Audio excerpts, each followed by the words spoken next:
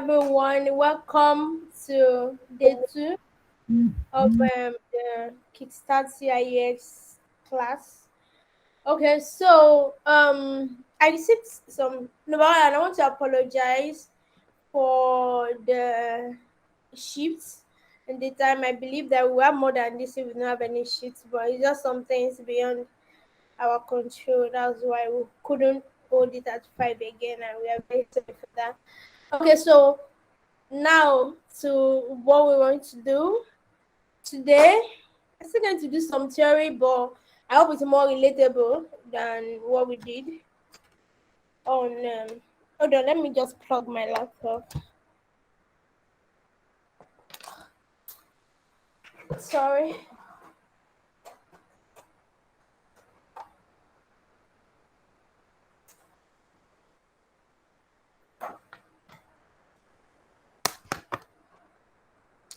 Okay, so I received some submissions and I'm telling you it's wonderful. I really appreciate the fact that you guys took your time to put what you were thinking into mind. Sorry, just don't mind that light behind me. It's kind of somehow. Let me just off it and on the other one. Sorry.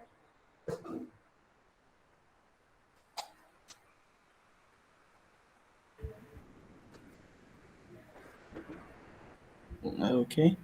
Yeah, so before she comes back, so if maybe you have any question or anything, you can just drop that in the chat section. So we'll attend to that also. Thank you. Yeah, Shire, you can go on.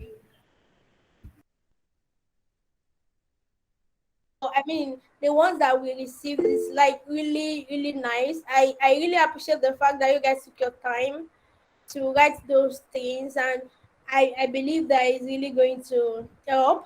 Even though I would love to like go through it, but I did mention that day that really want me to go through it. You should like send it as early as possible, like this morning, so I'll be able to have time to go through it.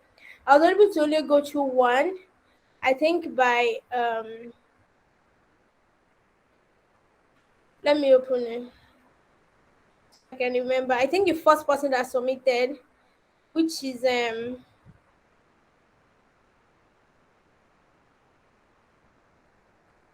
sorry, hold on, I'm trying to look for it.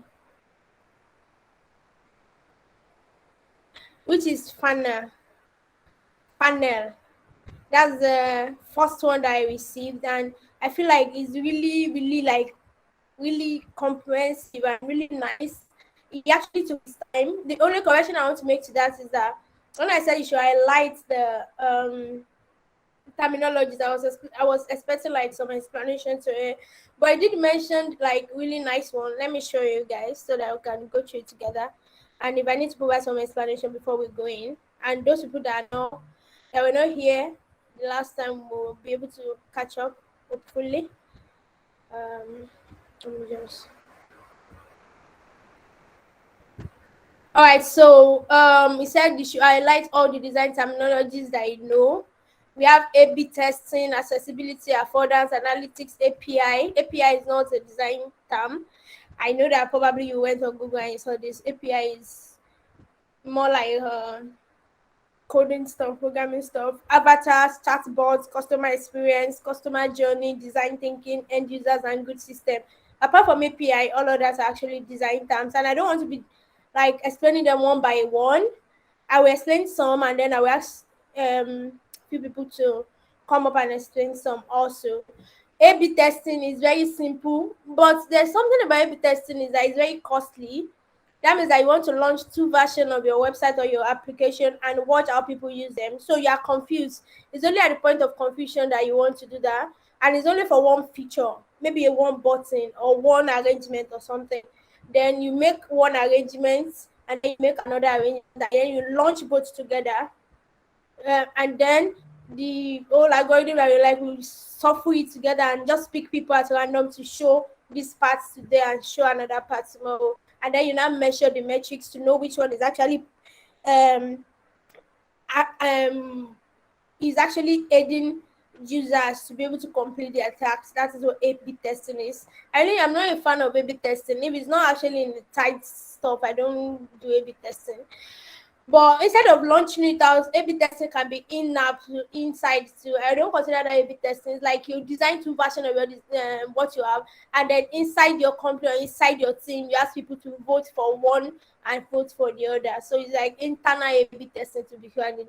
But what A/B testing really means is when you launch two versions, two of your design out, and see how people interact with it.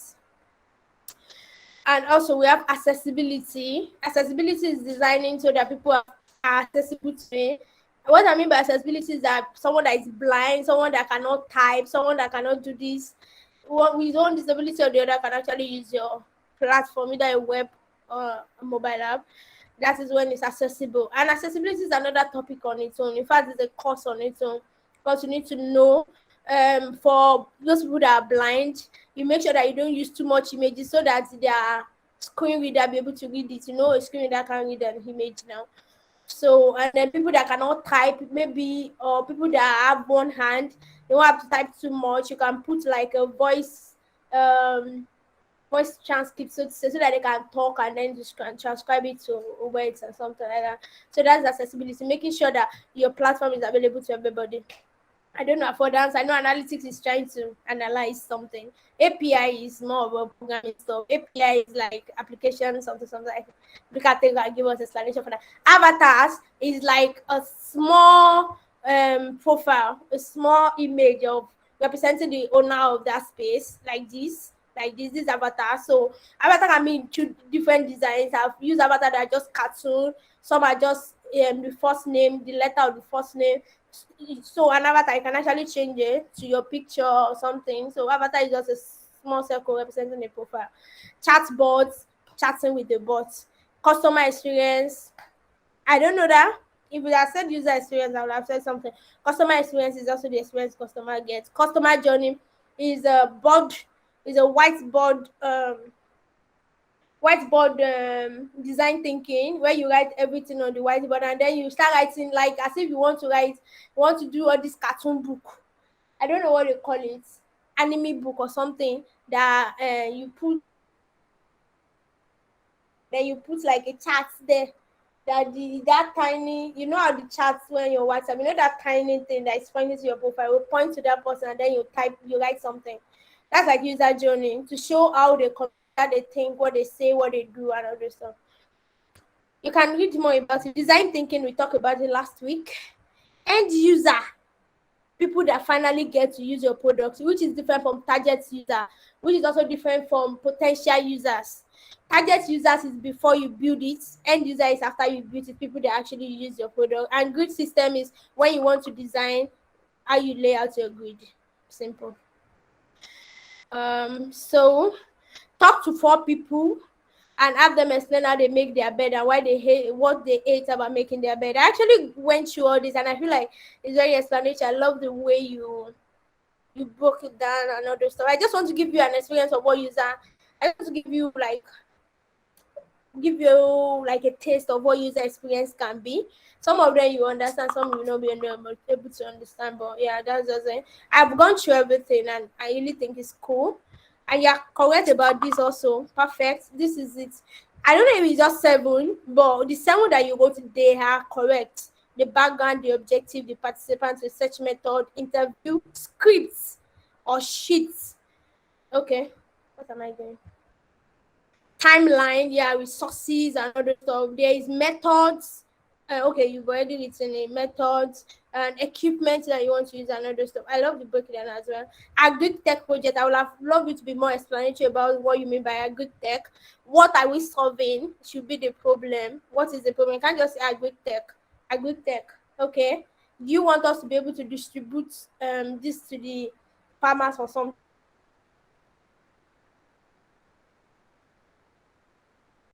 I'll give you excellent. I'll give you like 7/10. Okay. This person also, I love the way you broke down the user research. I think this person created a lot of documents, like 3 documents actually. And then there's design methodology. I don't know what you mean by Notion. I think you use Notion to create the file, but well, I didn't go through this, but course. It's very nice. I make my bed by making use of my pillow sheets. This is not explanatory enough. If you want to do user research, you have to break down your answer. You don't just write it. What is the step? Ask them follow-up questions to describe it very well. How do you make your bed? I make my bed by using my pillowcase. It's not explanatory enough. First, I drop my sister my Bible one side. Then I believe you should write complete sentences, not abbreviations. I drop my system and AND one on one side, then CEH. I know WhatsApp is. WhatsApp is a bastard. Well, I mean, you did well. Be more explanatory more other times. It will really help. I like the way you did this. Really nice. You're correct. Because I went through the breakdown here. And also, I'm not going through this. I'm not making my bed. I'm not the making bed type of person. I go so tired and weak when it comes to making. I have younger siblings. This person doesn't even make bed. I wonder what the person wants to do when they go to school. The reason I hate making bed is the fact that my bed is very big and I can take up to 30 minutes. Whoa! That's another level. That's too much time for me. 30 minutes? Who uses 30 minutes to make bed? I make my bed every morning. I remove all the beddings and make sure I make it well. But because I have to do this every day, like a daily routine, becomes so tiring and other stuff. I dress my bed for living. No, I won't consider myself a completely neat person, but one part of my room I dress in the most is my bed space, and because of this, I dress it very well. This is like this is really nice. This is sweet, but the question is, let them tell you how they make their bed, not what they enjoy about making their bed. How do they make their bed? That is the question. The person is actually saying, well, you enjoy it. I don't enjoy it. But how do you make it? Do you put all your Bible? If I want to make my bed, I first throw away my pillow, remove the bed sheets, everything on that bed. I'm dragging it with my bed sheet out. I cannot be arranging.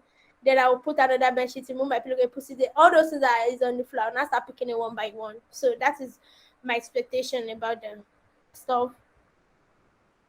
Um, well, I said no. This is not how to write a research. You are just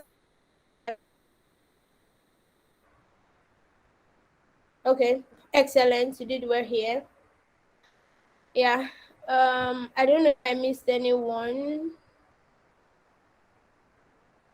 Yeah. If I missed yours, please just drop it in the chat so I can go through it. All right. What's the meeting for? Excellent. All right.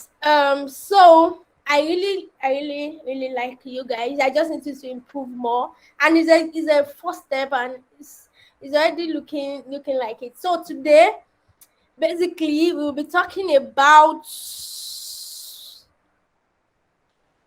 the first step. We talked about design thinking the other time. Design thinking, they are in four stages. Can anybody quickly give me the four stages of design thinking? And if you can have a brief introduction within 2 minutes, a brief explanation, one or two, please. So I know that I still remember. One or two people to give me the explanation, what we mean by what's the stages of design thinking that we have. Okay. Thank you. I need like about two more people. Johnson, please go for it. You have two Okay, minutes. thank you, man. 2 minutes. I will not be able to finish. I'll just say. Let me say the first two. The first is empathize. Okay. Empathize, right?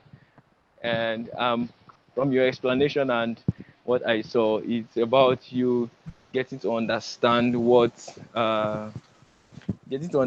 the user really wants. And I Okay. think that's what. Yeah. Then the next step is you ideate. That means you put it into perspective. Empathize Like, and okay, ideate.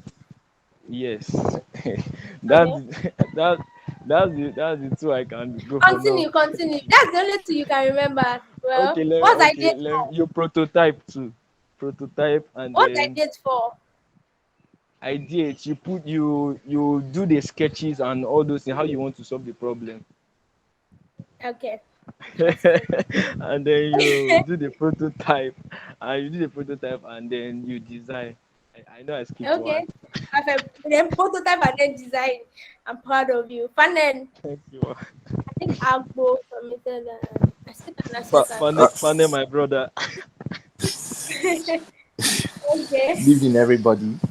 Um, Thank you for the score mark. I was very, very happy. Like that's an A. If it's in a university, I would have graduated by now. Okay, so from the design thinking, what you said was that first you said we empathize, then Okay. we yes by empathizing you mean you try to feel we go like we put ourselves in the box where the people using the app or whatever it is that you're designing, how they feel about it, what is it that they go Okay. through. You try to empathize, you know how they feel, like put yourself in their shoes and all of that. That's the Okay. layman understanding. Then you said we define. By defining, you mean we should put together the things that we need. What is this design all about? Is it that we are designing an app that will help people order food, or what is it? Okay. We need to define what we are doing. Okay. Then we put ideas together. Okay, if people are ordering food, what and what do we need to have on this app, or what is it? What is it? What is it? Okay. Then you go to the testing. Sorry if I'm not From where? mistaken. From no, okay, from define, then you go to from I define, you go to idea. What am I saying? But You've I know used up that your 2 minutes, Funnel. yeah, yeah. But what I know is that we have empathy, we have define, we have idea, we have prototyping, and then we have testing. Correct. You are correct. Yeah. So Uh, so that is it's that. is exactly like you said. Okay, empathize.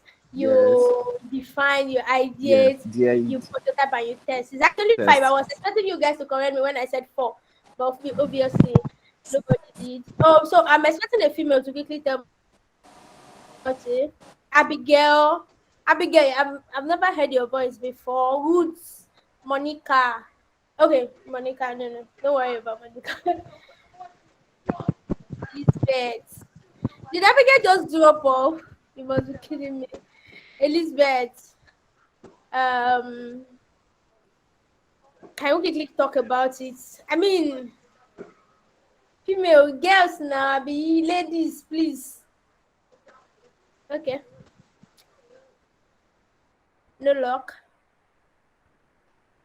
Alrighty. So nobody, none of the female can tell me what the design stages are. Design thinking stages. Elizabeth, please. Thank you. And thank Okay, you. good evening, everyone. I didn't really want to say, but no lady is coming up, so let me break that. No, I think rejoice. After you rejoice, but I don't Okay, even seem to see rejoice again. Okay, okay. go for So, it. all right. So we talk about first of all, you have to empathize. So empathizing basically means understanding how your user feels, or understanding the particular product or solution problems you're trying to solve. So in this case, you kind of try to put yourself in your customer's shoes, or whoever you're building the product for. Try to put yourself in the shoe, empathize with them. And empathizing does not mean you have to like show some sort of sympathy. Now you have to understand very well what kind of problem you're trying to solve in that case. Then after you've been able to figure out the type of problem you're trying to solve in that stage, you move ahead to define those problems. Now, defining those problems has to be in such a way that you critically define whatever problem you've actually figured out from your empathizing stage, and you sort of put them down to make sure that is the problems you're trying to solve. From there, you bring up ideas, and that's where we get to the ideative. Anybody hear So me? you bring up ideas where you come up with ideas on how you are going to solve the problems you've defined from your second stage. Now when you've come up with as much ideas And mind you, you are not limited to any particular number of ideas. You have a lot of chances to come up with as many ideas as you want. So when you come up with these ideas, the next stage is to begin to prototype those ideas. Like prototyping basically means having to either sketch these ideas in a virtual way, or just um, yeah, prototyping them using any Figma tool or drawings, whichever way you just want to give like a visual look of how the solution you're trying to solve is. And then from there, you go out to testing. So at this point of testing, you have basically done like maybe from your prototyping, you've been able to do some wireframes, like probably low or high fidelity wireframes. Then when you're done from that stage, then you go out for testing. So at this point of testing, the people who you're building this product for, you tend to allow them to use the product to see if you've actually been able to use. Solve the problem. Yes, exactly, the problems you've defined, you've been able to solve them at this testing phase. Thank you so much, Elizabeth. Rejoice. Yeah. Good evening, everyone. Sorry I joined late, but I guess they've said a lot on the design stuff because first of all, what I got to understand, the first stage is to emphasize it, just as what they said. That is to understand your design, like what your client is trying to tell you. You putting yourself in their shoes. That's on emphasizing. Then you define it. Okay. You define your design, ideative, then you prototype and test it. They've Testing. all explained. Yes, You ma'am. said? Hello, are you Ma? saying something? Did you say something? That's all right. Yes, ma'am. Thank you so much. That's very nice. Thank you guys for putting your mind. I'm mostly proud of ladies for that wonderful presentation. Except some It's guys that 19 hours. I jumped from empathizing to prototype. But either ways, I think we are on the same page and I can move on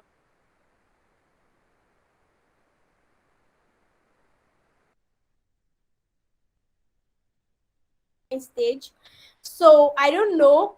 Before we actually go into that, you are going to do two things for me. The first one is Emmanuel is going to drop a link right now for you to quickly vote. Is it Figma or Adobe that you prefer, so that we know the one we'll be using for today? And also, I want you to quickly, as fast as possible, drop ideas for us to use, because as we start now, we need ideas for us to use to work. So do you have any ideas? You will build a mobile app to do something, just drop it right now and then click on that link so that we can start. So I'm going to set 5 minutes on Google for us to do that. Timer countdown. 5 minutes, okay.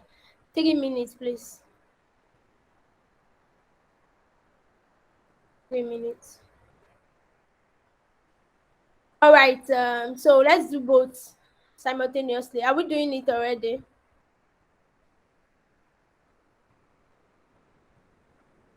Sorry, Emmanuel, you can share your screen. I think you can co-share. So please share your screen. Please, let's be fast with that.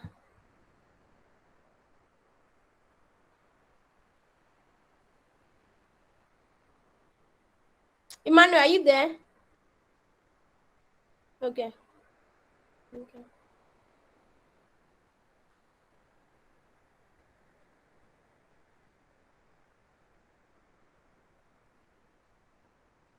Let's present. Okay. We have just for 5 people. No, we don't want 5 people. Give me more.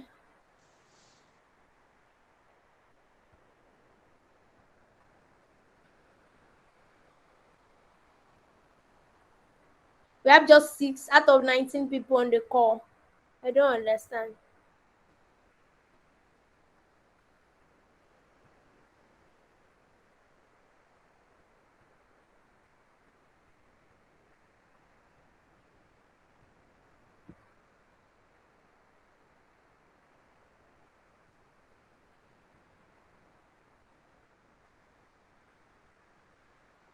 I'm still expecting ideas, so ideas. I want us to do it simultaneously. We have 19 people on the call, and I'm seeing 10. What is happening? I don't want to be cajoling you to do the needful, please. There's nobody that has any idea for us to work on. Okay. Let's talk about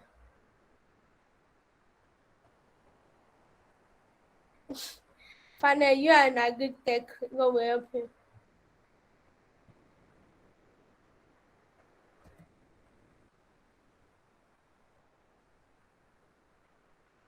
Oh, Woods, you don't understand what's going on.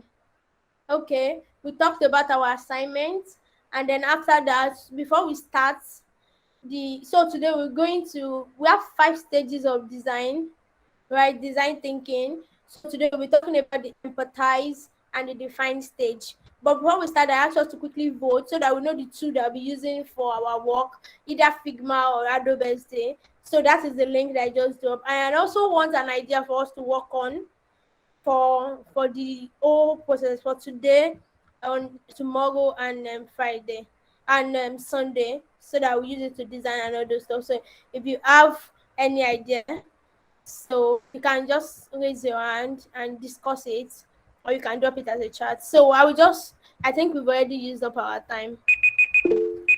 Okay. I hope that is helpful.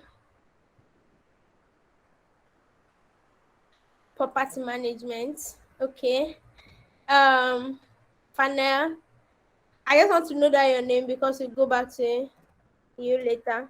I want to quickly go to and any other person. Courtship app. Kate, it's because you are single. That's why you are saying this. Fanel. Okay.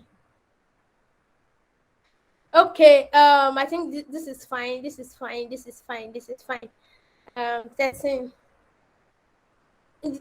13 people. We have Figma. So Figma for the win. So for this course, for the sake of this class, we'll be using Figma to design.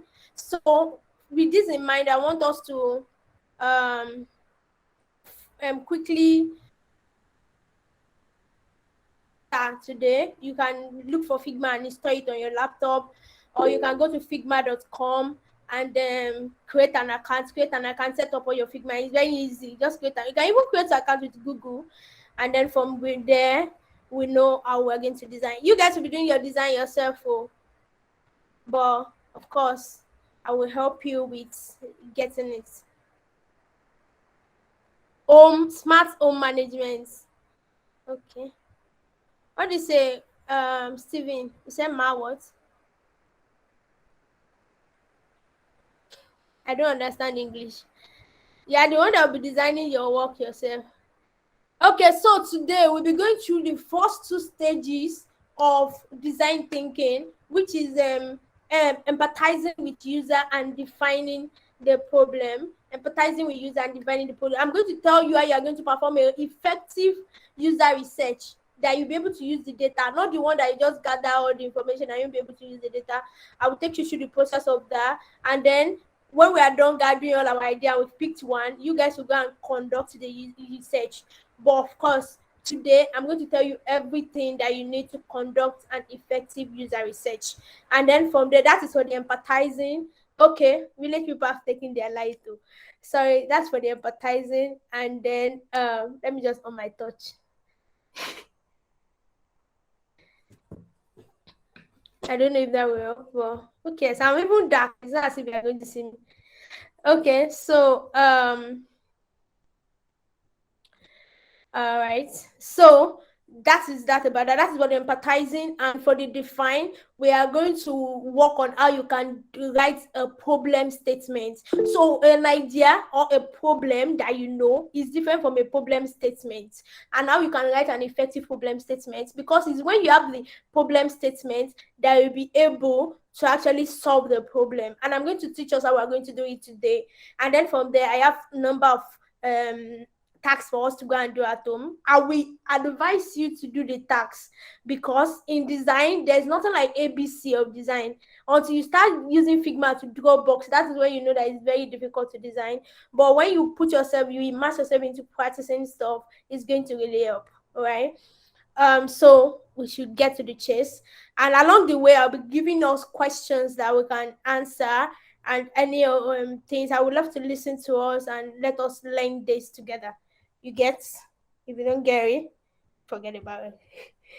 And then also, so we shall start.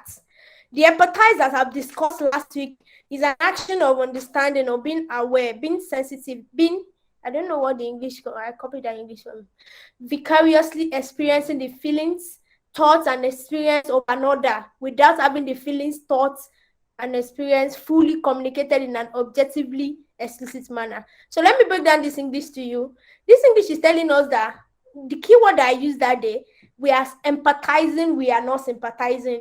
That means that you are not going to experience the feeling, no. You just be aware of it. You put yourself in that shoe and try to visit the experience, not that you are going to drown yourself. So that is the difference between empathizing with the user and sympathizing with the user. We are not sympathizing in design. Because if you want to sympathize, you are going to do a lot of sympathizing. You don't know how many projects you are going to work on before you retire. So you don't want to start sympathizing, and so that you know engulf yourself in sadness. That is one. So there are a lot of things you can talk about under empathizing. I'm just going to talk about one. So under empathizing, there are different ways of empathizing with users. I want you to know this, that because I didn't write it down. There are different ways of empathizing with user. You can do it through user research. You can do it through market research. It may not be fully a design task. I'm talking about market research. It may not be a fully research, a fully design work, but market research is going to tell you competitive analysis. Market research means that you are going to know how much of people are actually going to use your product. Because if you want to like design a mobile app for blind people, you want to know how many blind people do we even have in Nigeria, if it's Nigeria, or if it's Africa, or in the world, how many blind people do we even have? That is market research. And competitive analysis is also under market research in such a way that who are those people that are already doing what I want to do, right? Who are those people that are already doing what I want to do?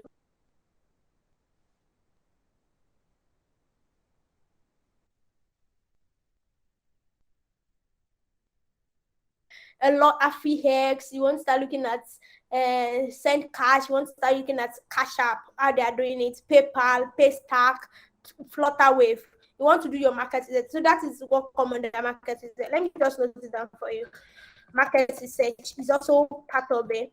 And then there's stakeholders research too, which is also part of empathizing.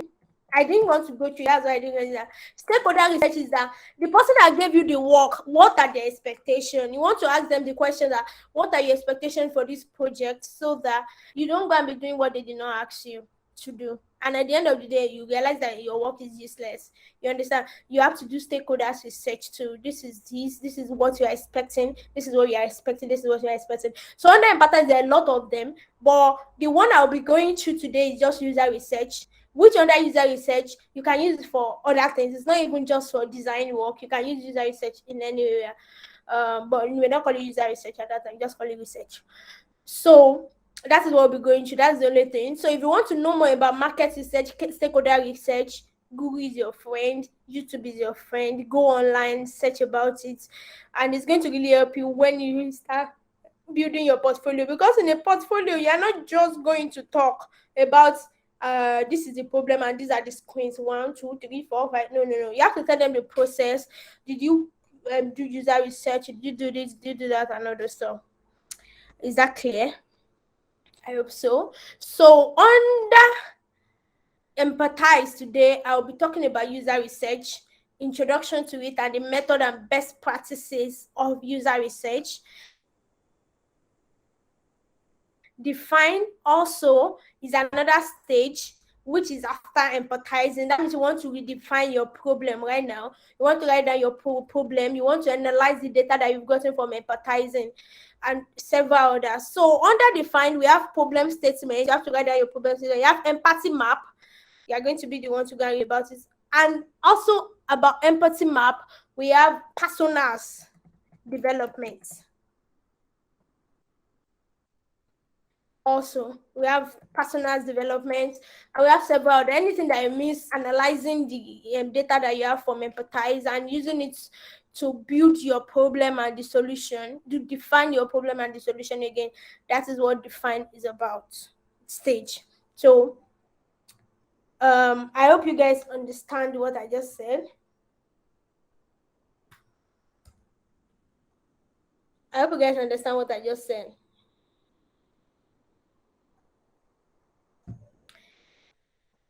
Okay. I hope so. So let me see. Okay, thank you. All right, that is that about that. Before, so let's go into it. I want to drop a question for us now, but let's do Empathise first. At least let's do a part of user research first, then I will drop that question. You can discuss it so that it will not be boring. This is another talk time. Talk time. What is user research? What is user research? User research falls under the Empathise and test stage of design thinking process. User research, as I tell you, is not only just for research. You can use user research for usability study. And usability study is also done when you already have your prototype. So you can use it in the test stage, but on this one that I want to talk about is about the Empathise.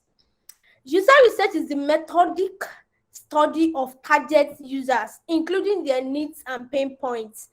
So designers have the sharpest possible insight to work with to make the best designs. Sharpest, note that, sharpest, very important, is the methodic study of target users. Is a methodic study. You have to follow method. You just gonna go there.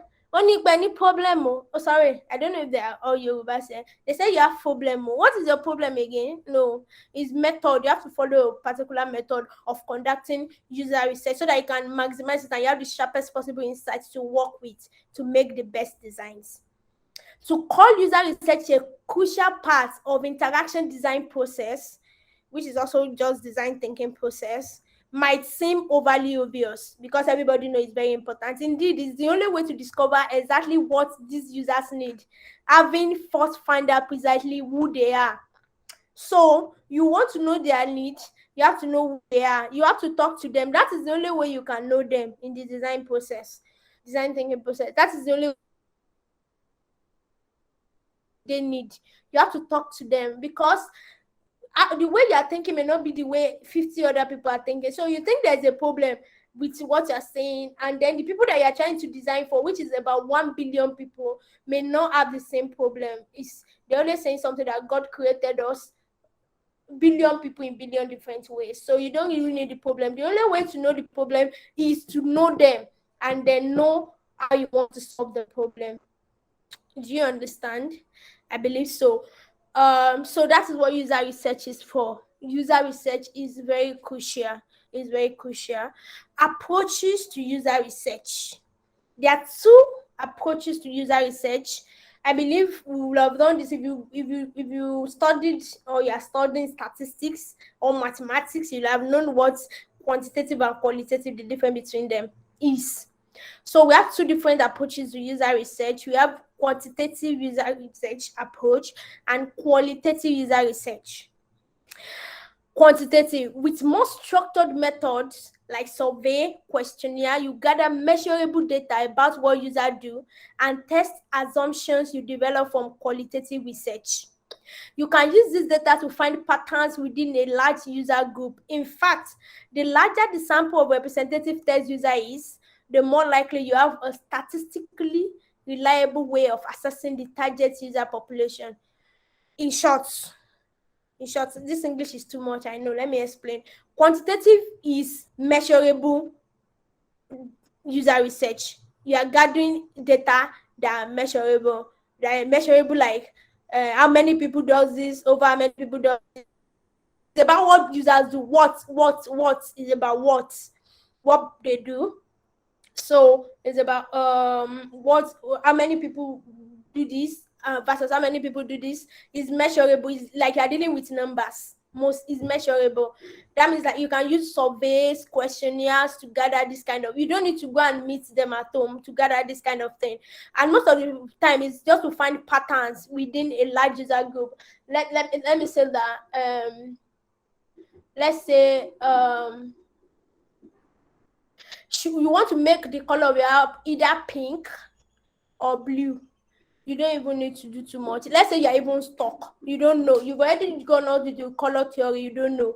And then you want to start measuring how many female do we have as our target audience, how many people like pink. You know, they are measurable. Okay, we have 25 people that likes pink, over 5 people that doesn't like pink, and then we have 30 female, 20 female, that's like qualitative, you understand? It's just a survey, like questionnaires. It's just qualitative. Can use number to describe them. You use it when you have a large user group, very large user group, like large user group, like it's like you want to develop something that is for everybody.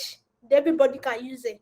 You understand? Everybody can use it. It's not like maybe you want to design a fintech and it's only business people that can use it. That's a small user group. It's not everybody that's a business person. In fact, it's like 30% of the population that is a business person. Others are just working to get paid.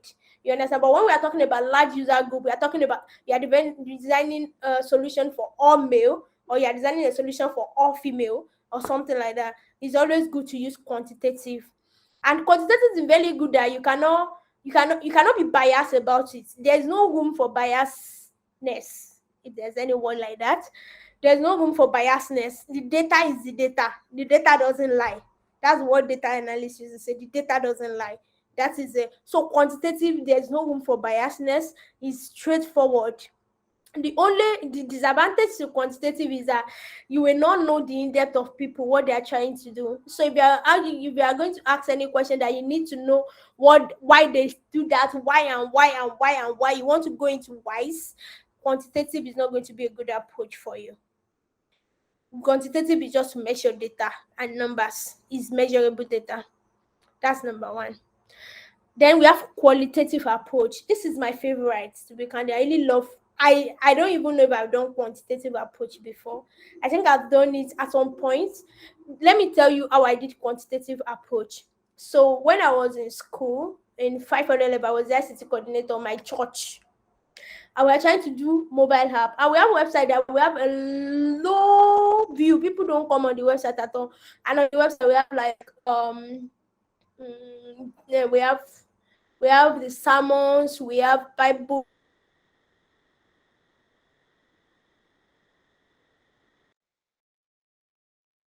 questions and all those stuff. So I did it that time because we wanted to do the app, and I don't want me to come and put all my energy inside designing and developing the app, and then at the end of the day nothing is coming forth. You understand? So I did quantitative. I printed out a questionnaire and I handed it over to everybody inside the church for them to fill, because I just want to see some few questions that I don't need their in-depth. Everybody knows that they need questionnaires. Everybody knows. There's no everybody know they need past questions. So it's not a matter of how do you get your past question, everybody knows. I'm not measuring that, right? So I don't need the why of why they need questionnaire, because I know the why, because you don't want to fail. But I need more details, like will you use the app, how long do you spend online? I spent 3 hours online, I spent 2 hours online. So we know that if app is actually a good approach to it. So that is when I conducted the quantitative analysis, and it actually worked, but I didn't develop the app because the fellowship not give me money. So what, not like money for me, I need to hire people to work for me, and I'm not going to tell them nick penny. So that is for quantitative. Then qualitative, ethnographic fit studies and interviews are a sample of methods that can help you build a deep understanding of why users behave. Why? The other one is what. This one is why behave the way they do. Usability testing is another dimension of this type of research. A certain design. Qualitative research requires great care as it involves collecting non-numerical data. Your own opinion might influence findings. So qualitative is like you're asking them why, and you may not be able to get that when you're asking quantitative. Even if you ask why, they will not answer very well, because you'll not be able to ask another why. I think there are 5 stages of why. You can ask as much as 5 stages of why. I love eating pepper soup. Why do you like pepper soup? Because it's pepper. Why do you like pepper things? Because it makes my stomach. Why? You can ask 5 whys, because you cannot go on quantitative and create a survey and be asking 5 whys. We will be writing it for you. But qualitative is like ethnographic field study is an example of qualitative. That is that you go and meet them where they work or where they live. It's like you are going there to go and meet them where they are. So it's not as if you are inviting them for an interview. You are going to go and meet them, especially when it's something to do with environments. So you are developing a mobile app for just a village. You are not going to be in Kafansha and be designing for someone in Osun State. You have to come to Osun State to come and meet them in their habitat. That is what is called ethnographic field study. And interviews, of course, interviews. That is qualitative. That means you want to know why. Why quantitative is for you to know what. There are two types of qualitative actually. They are attitudinal. You listen to users' words, which is interview, and behavioral. You watch them through observational studies. You watch them like this. There are advantages and disadvantages for qualitative. Qualitative approach, the advantage is that you can get to ask as many whys as possible, which will help you. And the disadvantage is that your opinion can cloud the whole situation, or you can even get freaked out. Are you telling me you hit cockroach? Cockroach? Are you something like that? You start stressing them up and down or something. That is why quantitative may be somehow because you get clouded by your opinion sometimes. So it's bias. That is qualitative approach. So do you have any question?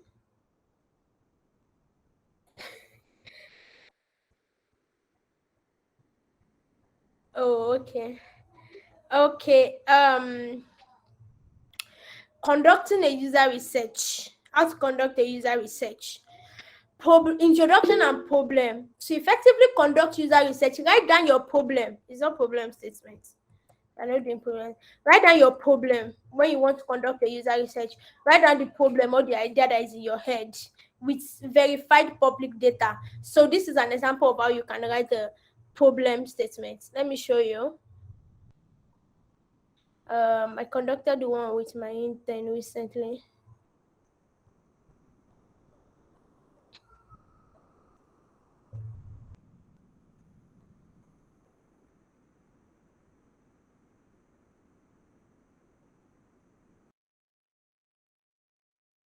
Verified public data, that so that people will know that you need money, and you already know you have business in mind. Let me show you.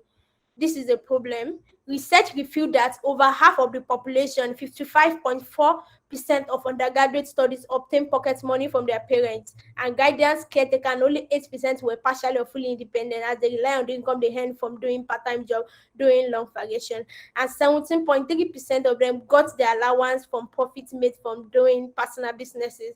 And we have detected that about half have not no money at the middle of the semester to get them money or something. You want to use data so that they know that you're serious. And introduction is very important. So you have to introduce us to what you're trying to solve. You can start with agriculture. What is agriculture? Maybe it's agri-tech product. Agriculture is something, and it's the tech is actually taking ground, and in such manner it will be helpful for us to do this. So you add introduction to. Let me show you in the introduction where we use here.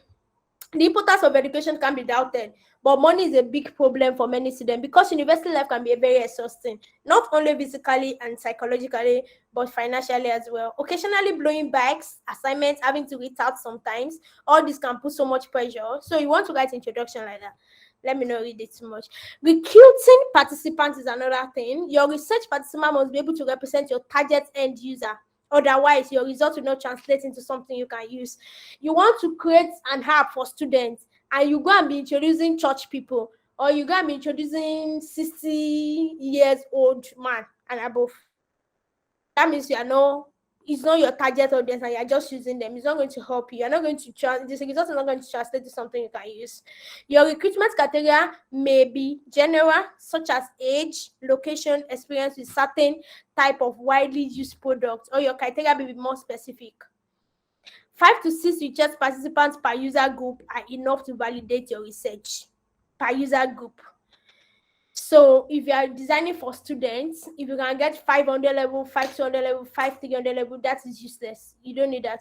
5 freshmen, that's 5 someone that is just freshman, and then 5 staylights and 5 final year is enough to validate your research. But you can recruit more if you have enough time, because the more the participant, the more accurate your results will be. And then the chosen research participants will usually receive some form of reward or compensation for their involvement.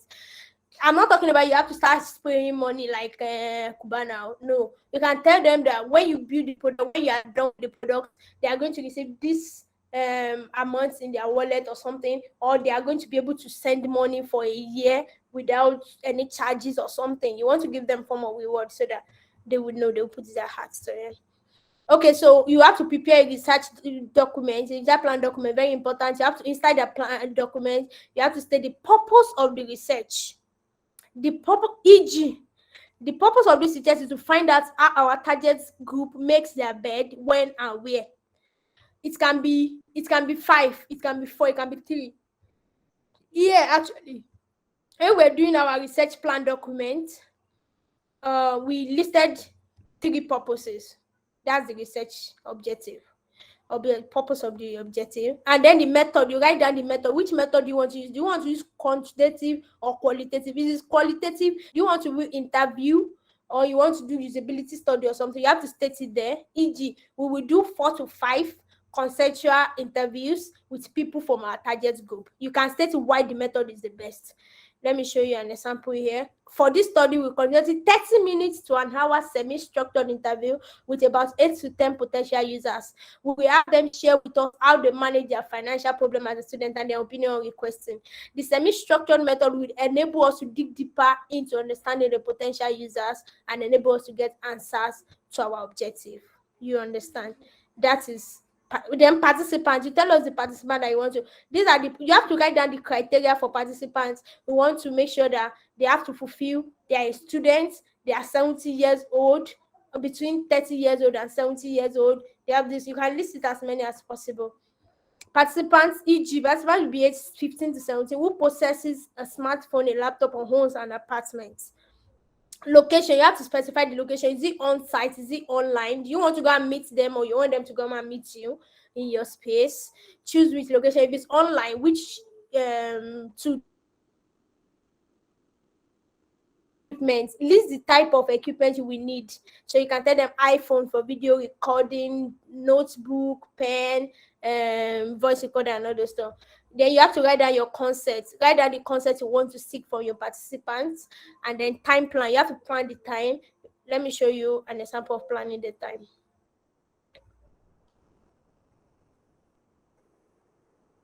I don't know if this girl wrote it down.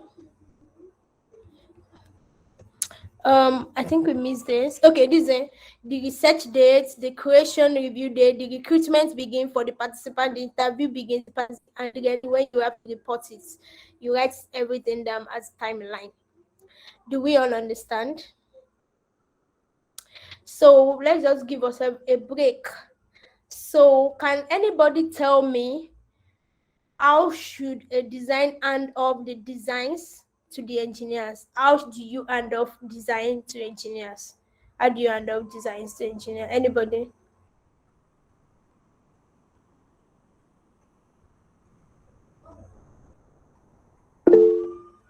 Okay, fine.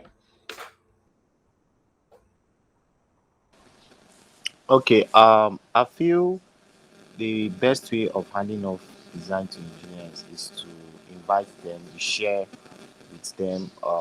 If you're using Figma, there's an option on Figma that says share. Okay.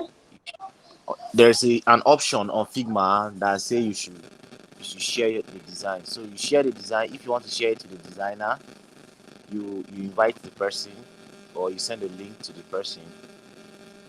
Hello, are you there?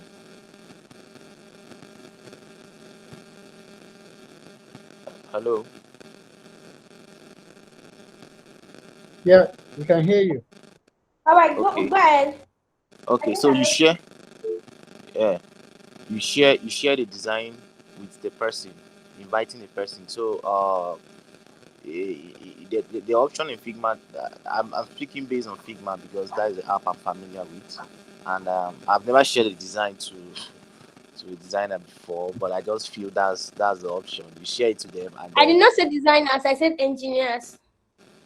okay, engineers. Okay, I feel the engineers are the ones that do the design. If I get it right, The the engineers are the one that probably maybe after your design, developers. yeah, the When you developer. design, you give it to developers now, Abby. Are you not Yes, going to yes. develop what you design? Sorry. Are you not going to develop what you design? Yes, that's what I'm saying. I thought the Okay. engineers are the developers. No, no, no. Yes, now. Yeah, Oh, engineers. so you share there's an option on Figma that says share. So you go ahead and you share. You invite them if they are going to be how many of them, or if it's just one person that is going to take charge of the design to design everything. That is a developer. You go ahead and share it with the person with a link inviting the person to. So from there you can give the person the chance to also comment and ask certain questions concerning the design Okay. if the person does not understand some things from what you have designed. All right. Yes. Perfect. Nice. Um, can we have one more person, please? Let's be fast with it. We don't really have time again.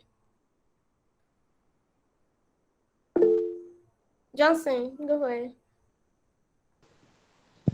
Okay, thank you, ma. Let me just support funding. No,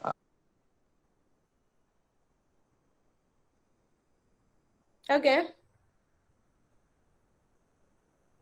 Are you there? Oh, I think I lost him. Johnson, Yeah, are you seems it's network. It's having issue. okay? So, All right. but I've pasted the link in the chat session. So anybody that has any answer as regards to that question, and just go there and answer. So we'll still get their response. Okay, all right. Please let's use the link so that we will be able to maximize our time here. Let's use the link. How do you hand off your designs to engineer? Simple as that. How do you hand off your designs to engineer? So let's just continue. And the first thing under conducting a user research is script and interview sheet. This is another document. To avoid distractions during your user research, you prepare a script and interview sheet. For qualitative research, you don't have to strictly follow the script, but the script should guide you. The script should contain the following. So you have to write down all your scripts, the questions that you want to ask down. You have to write it down. You don't go there and go and be freestyling. There's nothing like that. The first thing you write inside your interview sheet is introduction. How do you want to introduce yourself? Okay, so you guys are already facing each other now. How do you want to introduce yourself? How do you want to introduce? Are your goals to your participants? So this is an example. You can write it like this inside your interview sheet. I, participant name. I am Emmanuel. I'm Oluwashayo, a product designer at your company's name. Thank you for taking out time. Today I'm excited to have a conversation with you. Conversation very important so that they don't think that I'm doing exam. During this session, we are looking to better understand your thought process as you tell them your thought process, what do you want to understand from them. Imagine we are filming, you have to tell them, imagine we are filming a small documentary of you and are trying to understand all your thoughts. There is no right or wrong answer, so that they will not be trying to please you, so that they will do what they want. There will not be the evils we know. You have to tell them that there is no right or wrong answer. So please just talk freely. I promise you'll find it fascinating. This session should take 40 minutes. If you feel uncomfortable at any time or need to stop or take a break, kindly just let me know. This is an example of introduction. And after that, you talk about consent, which you have to pen down inside your interview sheet. Ask for consent on how you want to gather and use participants' data. So, for example, after you are done with that, you can tell them that everything you say here today will be completely confidential so that they know that you are not going to start sharing their information. And everything, would you be open internal notes taking purposes? If you don't want to drag yourself into lawsuits, please ask this question. Maybe not in Nigeria, it's not everybody that knows about lawsuit, but you have to tell them you want to record the session for internal notes taking purpose if they are okay with it. Do you have any questions for me? You ask them. If they said no or if they say yes, let's get started. When you are done with the question, just say, let's get started. And then after that, you go into your research questions. This is where you list out all your questions. So here, inside your research plan document, you already stated the objectives of the research. So if it's one, if it's two, if it's three, you now pick it one by one. Objective one, you ask all the questions that will lead you to the answer. So you ask as many questions as possible. Let me show you an example. So it's not just theory, I'm telling you. So our objective one is understand common challenges students face while in school. These are all the questions that we ask. The first question is, do you receive any money from home to manage your school expensive or do cater for yourself? If from home, if they say from home, who sends you money? How often do you receive money? How much do you receive? If by yourself, what do you do to make money? How much do you make in a month? Then, and that's still the same objective. This is question 2. What is the biggest challenge you faced while in school? Then, number 3, have you ever struggled financially? Yes or no? If yes, how did it affect your performance? If no, how do you manage yourself? That is objective 1. And then we'll move to the next objective and ask all the questions I want to ask that will lead us into answering the objective. And then same thing with objective 3 and all the questions that we need to ask under that. You have to be very creative with your question, but it's okay to make mistake when your first few trials. And then wrap up our conclusion. You have to know how you want to conclude. Thank you so much for the time. I really appreciate your the information you gave us was really exciting. This is what we wrote for our own. Those are all the questions I have for you today. I appreciate you taking your time. Your feedback was extremely helpful, and I'm excited to share it with my team. Since your feedback are so useful, would you be willing to participate in another research session in the future, just in case you need them? Because you may need them during your tests. You have my direct email, so if you have any question or feedback in the future, please feel free to email me at any time. Do you have any questions again? Thank you so much. I hope you enjoy the rest of your day. That's an example of the wrap up. And then lastly, another thing is ethics of user research. Still conducting user research, ethics of user research. Number 1, be honest. State who you are and what your project is about. Don't start doing, I don't want to talk about my idea, so that they will not go and use my idea and go and build their home product. Is not allowed. You have to be honest and state it. You don't have to go in depth. You just tell them your objective for the research. Be sensitive. Watch out for participant feelings and cultural norms. If you go to maybe northern side or southern side, you have to know their culture.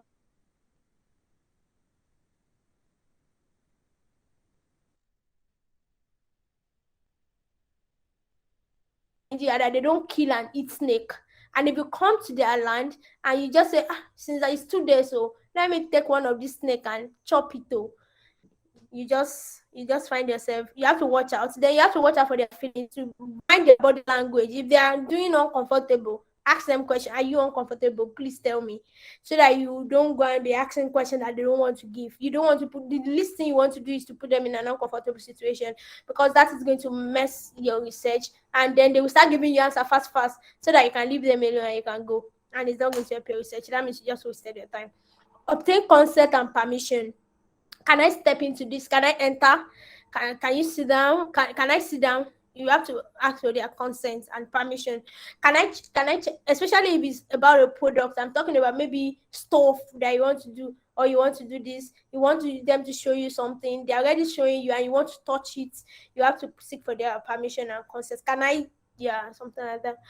Make sure your participant information is safe. Apart from lawsuits, is really ethical of you to make sure that their information is safe. If we are going to share their data, share it anonymously. Don't put their name at all, or their state, or any personal information. Don't waste your participant time. If it says 40 minutes, be there as early as possible, waiting for them, and don't pass the time that you already told them that you want to pass. When conducting the research, use a monotone tonality with users. Don't act surprised or shocked or irritated or disgusting. Some people be like, what is it you do?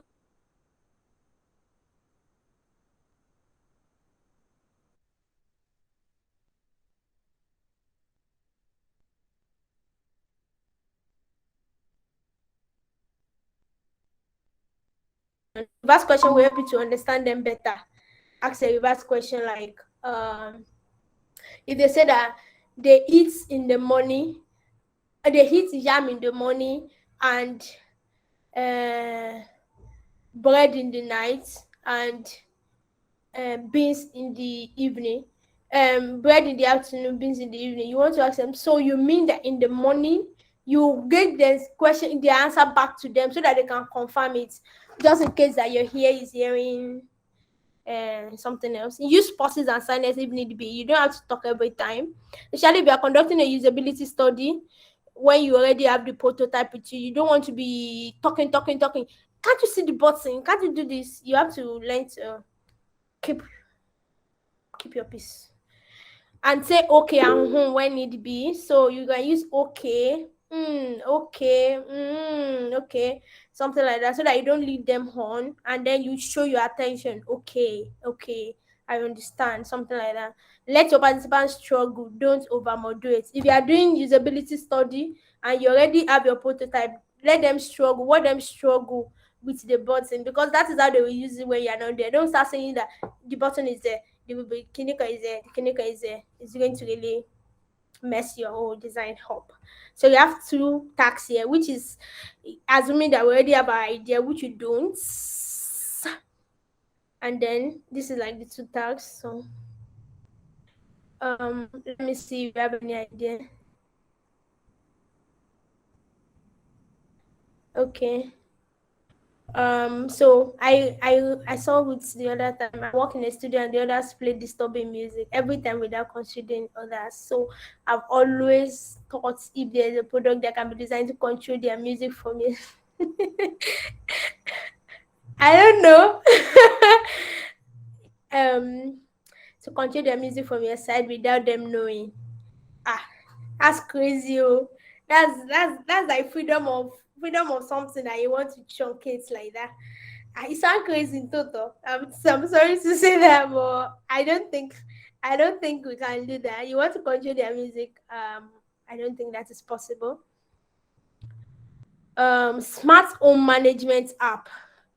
Smart home management app. This is not a problem, okay? This is like an app idea.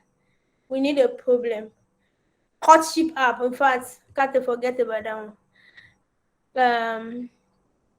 I have an idea for a very long time, so I was hoping I'll get opportunity to explain it. Is there an idea?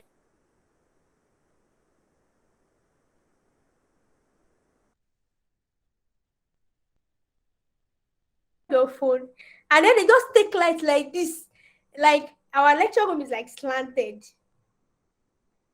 It's like I don't know. I didn't know that man. It's like slanted like this. Step. You now plug your phone down very close to the board, like the where they write stuff, and you're up.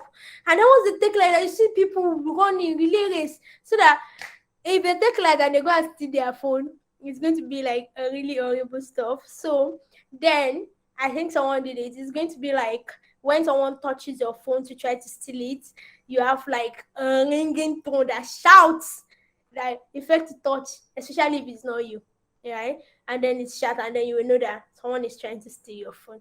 I don't know if that is a good idea for us to work on. And then finally, you can share your idea too, and then we'll pick one. Did I just stop sharing? Okay, so am I allowed to talk, right? Yes, yeah. Okay. So there's this idea about agri-tech that I've had for a while. I was just thinking, there's farmers, they have a lot of things that they want to do. And so precisely I'm from Benin State, so we have that's what we do. We are specifically peasant farmers. And then I was looking into a way that we could get most of these farmers, they don't know anything about let's say commercial farming, or let's say the technological way of farming. Most of Okay. them want to know, but they don't have a means. So like what I was thinking is this app will be developed in such a way that we will get consultants, we get people that test soil, people that can give advice to farmers on this app. So once you're a farmer, what you need to do is to get your app, you register, like you do the normal registration, log in, sign up and everything. And then you get to talk to a consultant on the app. You talk to maybe a someone that tests the soil. The person will tell you, okay, bring your soil sample to this social place. We'll test it for you, or whatever it means. They can be able to do it, and then tell you the amount of fertilizer that can be used on this. So it's kind of you're bringing and these people, the participant of, let me say, people that have studied, or they are professionals in um, farming and all of that onto the app, and then you're bringing the farmers, you're bringing a platform where they can meet each other and share, and probably where after their farm products have been done and harvested, you can probably go there, you can post, tell people, okay, yeah, this is I sell, it's strictly farming. I have a so tuber of yam for sale. I have this cassava. I have this soya beans. I have this. So you go, you just talk to.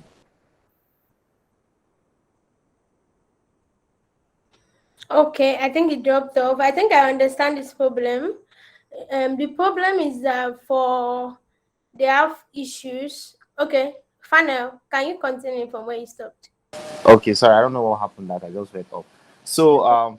yeah. So from there they will get to talk to you, they will come, they will discuss and all of that. I know a lot of people that even personally I sometimes I wanted to do farming stuff. I didn't know who to ask, I didn't know where to look for. And I spoke to some of my friends, I spoke to some people um that do farming. They also told me that yeah, actually they want this kind of a thing, but they don't know where to find it. So that was how I decided to, okay, what if we put something like that in an app Okay, or so now if they have a problem with their soil or something, or problem with their plants, they have to take it physically to show the people, or they can eh, just scan it like a scanner and eh, scan the problem, and then the system will give them suggestion on what is wrong with it. and so now basically that's like an idea. So I hope I was actually going to think, okay, we'll get people that, because some people's suggestion I might not know. Okay, so I was okay, what if they do, that's I why I get said it. okay. So from the idea team side of the design thinking, as you said, we can pick up ideas, we can pick up a lot of things, and from there we can be able to do, and with time we improve on other side of the app or something. Okay, perfect. So this is Mm, what you do for me. Write down the problem, drop it on the chat so that I can add it to my doc, and then we use it as our okay, all yeah. right, good. Okay, perfect. So we are going to take another quiz now, as fast as possible, and I will want people that have not talked before to talk now. How many devices should we cater for when you are designing? How many type of devices should you cater for when you are designing? So when you are designing, how many, especially if it's a web app, for a web app, how many design devices should you cater for? Please, I want like, and why? I want as many people as possible. Please.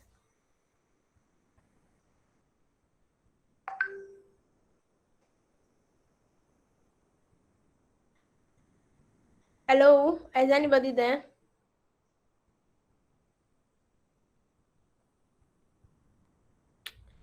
So nobody knows how many devices you should cater for. David, Bishop David, please pick up. Bishop David, are you there?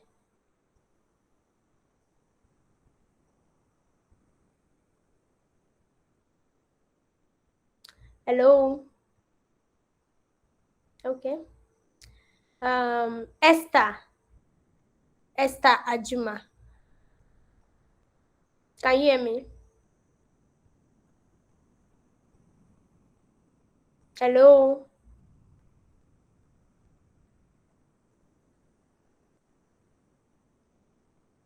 Okay. Moving on. Bright. Can you hear me? Um, Yes, I can hear you. Good how many evening. devices should we cater for when you're designing a web application? Sorry, I didn't get that. How many devices should we cater for Okay. when you're designing? Basically, it's actually the iOS devices and the Android. Not a mobile app. I'm talking about web applications. Okay. Um, the desktop, Okay. then the Mac iOS. That's the Mac iOS. Then Mac OS. the yes Mac OS. Then the pad, the iPad, and Okay. also the smaller that's the phone screens. That's the phone screens side. That's four. Is that Yeah. four? Yes. Okay. So when you design on desktop, you duplicate it for three other Yes. devices. Yes. Okay. Impressive. Have you done it before? Not for Mac OS, but for iPad and the um, Android phones. That's for the All right. webs. David, do you want to talk about that? Thank you, Bright.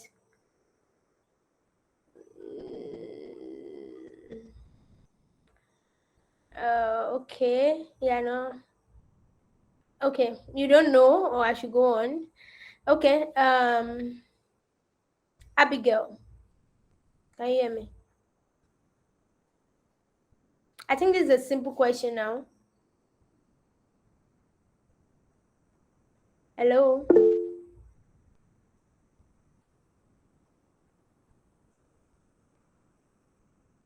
Portrait and landscape. Wow. Impressive. I like that. Any other person want to talk? Steven.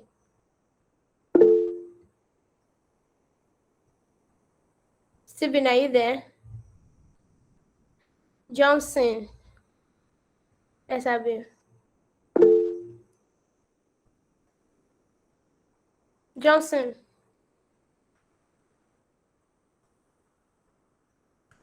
Okay, I can't hear you if you're talking.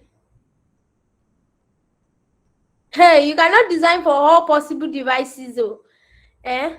Ah, there are a lot of devices, though. A lot. Uncountable. I mean, it's very countable, but it's a lot. I don't think you want to do that. Personally, I design for desktop and phone and iPad. I mean, sometimes but sometimes not. So I just design for desktop and phone, but that is not a good practice. You should design for desktop, which cover for all form of laptops and desktops. And then you can design for television because we have television, smartphone, smart TV too. And then you can design for phones, which works for any form of phone, smartphone, Android, and all this stuff. Can also design for smartwatch, and also you can also design for iPad, any form of iPad. So that will work. Okay. So let's continue. So define stage. I really want us to. It's not that much, so we're almost done. What is problem statements? A problem statement or a point of view statement frames the problem or need in a way that is actionable for designers. After you are done with empathizing, it provides a clear description of the issue that the designer seeks to address, keeping the focus on users at all times. You have to write a problem statement after you're empathizing, after you are done with your research. Let's take a look at some of the ways you might frame your design problems. From user's perspective, for example, the person says, I'm a young working professional trying to hit elderly, but I'm struggling because I work long hours and don't always have time to go to grocery shop and prepare my meal. This makes me feel frustrated and bad about myself. That is what the user says. And from a research perspective, busy working professional need an easy, time efficient way to eat healthily because they often work long hours and don't have time to shop and meal prep. That was before the research. And after the research, you now reference it to 4Ws, which is who, what, where, and why.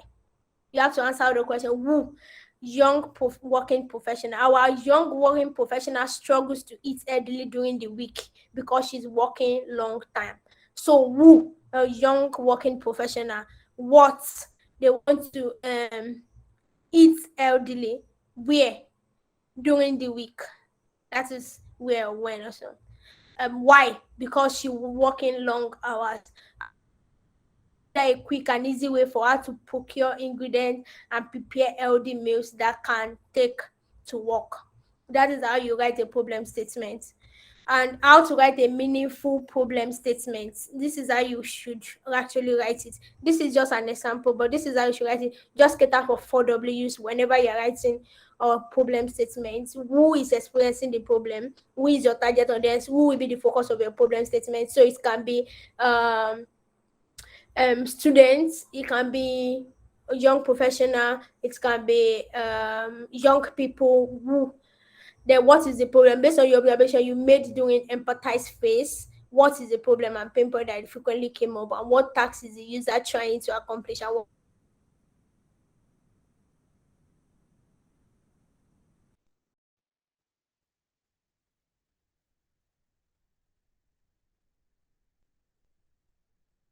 presents itself, in what space, situation, or context in which the user, when they face this problem, are there any other people involved? So where, like when they are using their app, they get frustrated, where is the mobile app, or where is in the working space or something? Why does it matter? Why is it important? Why is it important? Because they want to eat early, because they want to transfer money, because they want to, that is the why. Why is the problem important? Why should you solve the problem? What value will the problem solution bring to the user and to business? That is how to write it. So you have a task for you. What do you understand by empathy map? What do you understand by empathy map? So I don't know if Fanel is done with the question, with the problem. Fanel, are you done? I don't know if it's done, but since it's not done yet, this is what we do because we've come to the end of the class. I'm going to, once it's done, you write a user research plan document and interview script for the idea that we are trying to work on, which I will paste here once it's done. And then you will now conduct your user research, which I don't think you're able to conduct before tomorrow. But if you can try, you can do it. If not, we come tomorrow to come and do the user research ourselves. We form the questions, and then we start asking it from people. Since you are going to, we are much, we can just ask one, we can give like one user per person to ask. And then that is what you will do about two. But you can do one. You can, if you cannot do tax two, you can leave it. Or come and do it tomorrow. And tax three, what do you know about empathy map? This is very important. Please, I want you to gather as much information as possible about empathy map because we'll be using it. It's tomorrow. 20 hours. So my laptop says it's 20 hours, which is 8 o'clock, and that is the end of the class.